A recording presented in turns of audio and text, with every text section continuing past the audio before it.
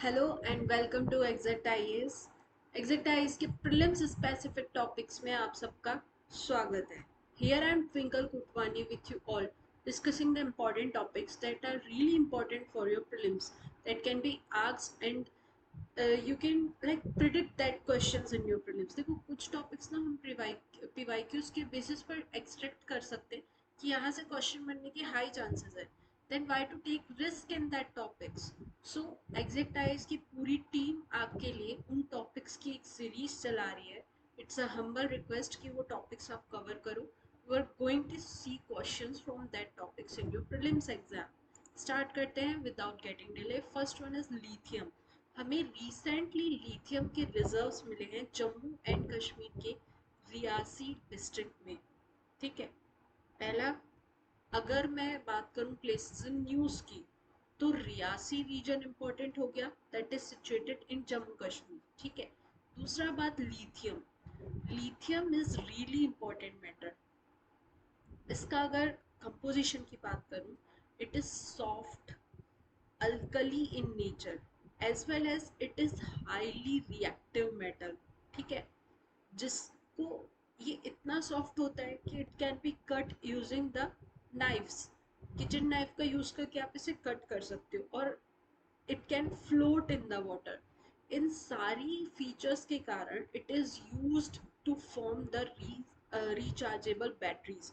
Usually lithium इसलिए सबसे ज़्यादा इम्पोर्टेंट है बिकॉज यू नो आजकल हम किस ओर मूव कर रहे हैं, टेक की तरफ।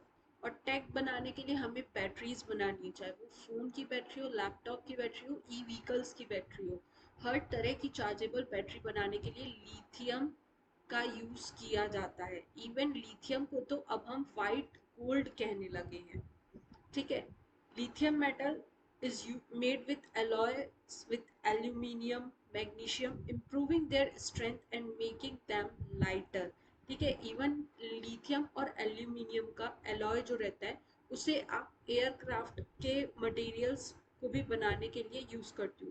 सो समझ में आया, लिथियम की इंपॉर्टेंस क्लियर हो गई कि ये क्यों इम्पोर्टेंट है। दूसरा, जम्मू एंड कश्मीर के रियासी रीजन में हमें लिथियम के रिजर्व्स मिले हैं। Is it clear? Okay, the next topic is D SIBs. Domestically domestic systematically important banks. देखो आरबीआई कुछ बैंक्स को डी सिप्स डिक्लेयर करके रखती है। इंडिया की अगर मैं बात करूं तो इंडिया में we have 3 D SIBs, HDFC, SBI and ICICI bank. 2015 में एसबीआई को डिक्लेयर किया गया था, 16 में आईसीआईसीआई को और 17 में एचडीएफसी को। रीसेप्स का कॉन्सेप्ट क्या है? देखो जैसे एक कंट्री में कुछ बैंक्स ऐसी हैं जो अपने आप में बहुत इम्पोर्टेंट है, अगर वो डूब गई दैट मीन्स कंट्री की इकोनॉमिक सिचुएशन बहुत गड़बड़ है। ठीक है, आप डायरेक्ट इसके लिए एक कोड यूज कर सकते हो, that is too big to fail. अगर ये फेल हुई तो कंट्री का पूरा इकोनॉमिक सिचुएशन हिल्स आ जाएगा। दैट्स वाई आरबीआई इन बैंक्स को domestically systematically important banks declare करके रखती है। इन बैंक्स के ऊपर रिस्ट्रिक्शंस और rules and regulations extra stricter लगाए जाते हैं ताकि ये इनके फेल होने के चांसेस बिल्कुल ज़ीरो हो। ठीक है, लाइक इनको कैपिटल का बफर स्टॉक करके अच्छे से रखना पड़ता है। कोई भी आरबीआई ने मैंडेट निकाला है उसे कंपल्सरीली इनको फॉलो करना रहता है। ठीक है, 4 कैटेगरीज में डिवाइड किया जाता है, बकेट 1 2 3 4। फर्स्ट बकेट में सबसे कम लोएस्ट रिस्क वाली बैंक्स रखी जाती है। फोर्थ बकेट में हाईएस्ट रिस्क वाली बैंक को रखा जाता है। एसबीआई हमारी फोर्थ बकेट में है, एचडीएफसी थर्ड बकेट में एंड आईसीआईसीआई फर्स्ट बकेट में। ठीक है, अब एक क्वेश्चन बताओ, अभी तक क्या इंडिया की कोई ऐसी बैंक है जो globally domestically important bank declare की गई हो? डोमेस्टिकली मतलब ग्लोबल लेवल पर जो बहुत इम्पोर्टेंट हो, इंडिया की कोई bank globally systematically important bank, is it any bank? The answer is no। जैसे जेपी मॉर्गन वगैरह हो गई, ये बैंक्स ग्लोबल लेवल पर बहुत इंपॉर्टेंट है। जबकि इंडिया में इसमें से कोई भी बैंक जी सिप के अंतर्गत नहीं आती है। अगर वो फेल हो जाए तो ग्लोबल लेवल पर जिसका इम्पैक्ट हो रहा हो। ठीक है, क्लियर है? Okay, next one is urea gold. जैसे यूरिया की ना अलग अलग वेराइटीज आती है। फॉर एग्जांपल बीच में नैनो यूरिया आने लगे थे, फिर लिक्विड यूरिया आने लगे थे। सिमिलरली यूरिया गोल्ड, नीम कोटेड यूरिया आ रहे थे। सिमिलरली ऐसा यूरिया की वैरायटी जिसमें सल्फर की कोटिंग की जाती है, that is known as urea gold.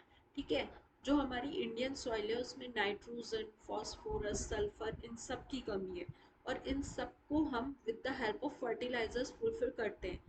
Similarly urea के साथ सल्फर की कोटिंग करके जब आप सल्फर की डेफिशिएंसी को भी एड्रेस करते हो, that new kind of fertilizer is known as urea gold. याद रखना, यूरिया गोल्ड प्रीलिम्स में पूछा जा सकता है।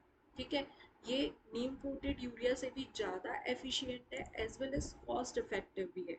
ठीक है, it will gradually increase the release of nitrogen, enhancing its availability and uptake of crops.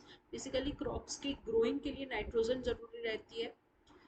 Urea में सल्फर रहेगा तो धीरे धीरे नाइट्रोजन की भी कमी इससे पूरी हो जाएगी। सिर्फ अगर मैं प्रीलिम्स की बात करूं तो प्रीलिम्स में यूरिया गोल्ड में जो ये जी है, जो जी वैरायटी है, इसका कनेक्शन सल्फर से है।